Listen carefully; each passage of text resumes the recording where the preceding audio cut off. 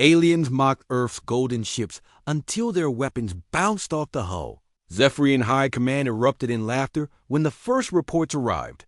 Human vessels, painted in what appeared to be reflective gold, had entered the outer rim of their territory. The intelligence officers struggled to contain their mirth as they analyzed the primitive-looking craft. "Look at these fools," Admiral Vextar hissed through his respirator, his scaled hands dancing across the holographic display. "They coat their ships in decorative metal like ancient ceremonial vessels. Do they think this is some sort of parade?" The bridge crew of the flagship Nemesis Prime shared in their commander's amusement. The humans have been a curiosity for the past decade since first contact.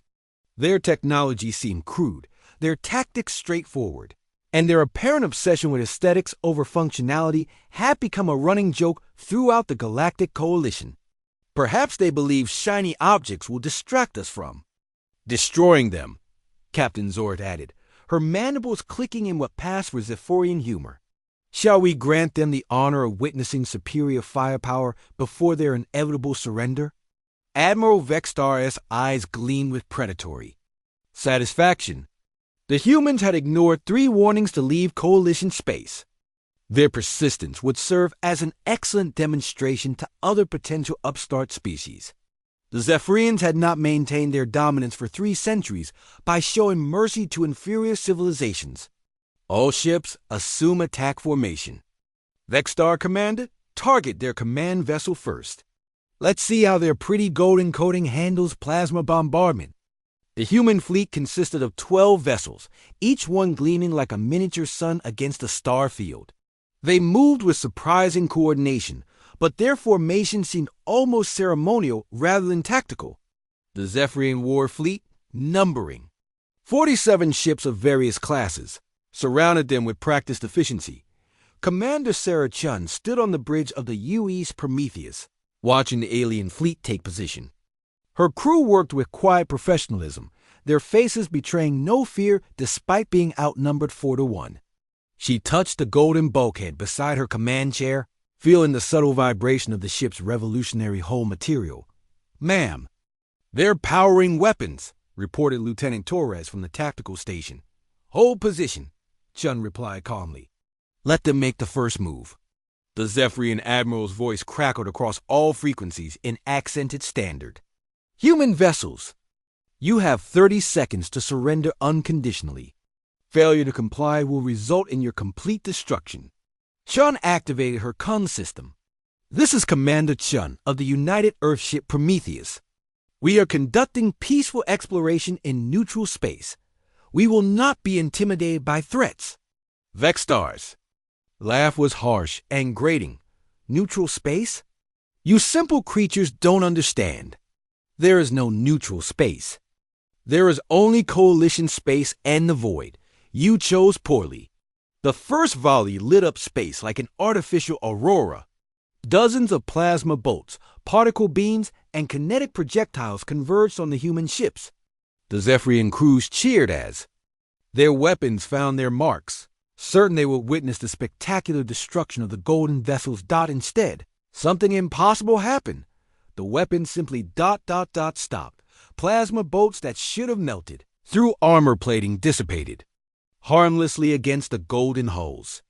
Particle beams designed to shred molecular bonds scattered like light hitting a mirror. Even the kinetic projectiles, traveling at significant fractions of light speed, bounced off as if they had struck an immovable object.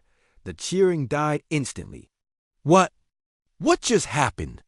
Captain Zord stammered, her mandibles frozen in shock. Admiral Vextar stared at the tactical display, his mind struggling to process what he was seeing. The human ships showed no damage, not even scorch marks. They hung in space as pristine and golden as before, completely unaffected by an assault that could have reduced a moon to vapor. "Sir," the weapons officer reported with a trembling voice, "all weapons show direct hits. No malfunctions detected. But the humans show 0 damage." Commander Chun smiled grimly as damage reports came back negative across the board. The aliens had just provided the perfect field test for humanity's greatest scientific breakthrough. For decades, human physicists had worked to understand the properties of exotic matter discovered in deep space. What they had found was a material that existed in a state of perfect energy equilibrium. It absorbed any directed energy and redistributed it harmlessly throughout its molecular structure. The golden coating wasn't decorative. It was humanity's first practical application of exotic matter technology, creating an energy absorption matrix that made their ships effectively invulnerable to conventional weapons. "Return fire," Chun ordered. "Minimum power." Let's not start an interstellar war, but they need to understand the situation has changed. The human ship's weapons were conventional by comparison plasma, cannons and railguns that any spacefaring civilization would recognize. But they didn't need exotic technology when their targets had no defense against traditional kinetic force. The UES Prometheus fired a single railgun round at the Zephyrian flagship sensor array. The tungsten slug, traveling at 30% light speed, punched through the alien ship's shields and armor like paper, disabling their primary sensors without causing casualties. The message was clear.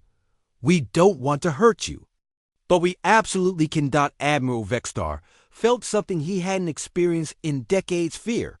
His superior firepower meant nothing if it couldn't damage the enemy. The humans had just demonstrated that they could destroy his fleet at will while remaining completely immune to retaliation. "Human commander," he transmitted, his voice no longer carrying its earlier arrogance. "Perhaps we should discuss this situation." Commander Chun leaned back in her command chair, studying the alien fleet on her screens. Humanity had spent generations being underestimated by more advanced civilizations. They had endured mockery, condescension, and threats from species that considered themselves superior. "Admiral Vextar," she replied, her voice carrying the quiet confidence of someone holding all the cards. "I believe you were saying something about surrender. Perhaps you'd like to reconsider who should be making that offer." The golden ships of Earth hung in space like impossible dreams made manifest, their hulls reflecting the light of distant stars. What the aliens had mistaken for primitive vanity was actually humanity's greatest achievement, proof that sometimes the most powerful weapon wasn't about dealing damage, but about making your enemy's weapons irrelevant. The age of humanity being underestimated had just come to an end.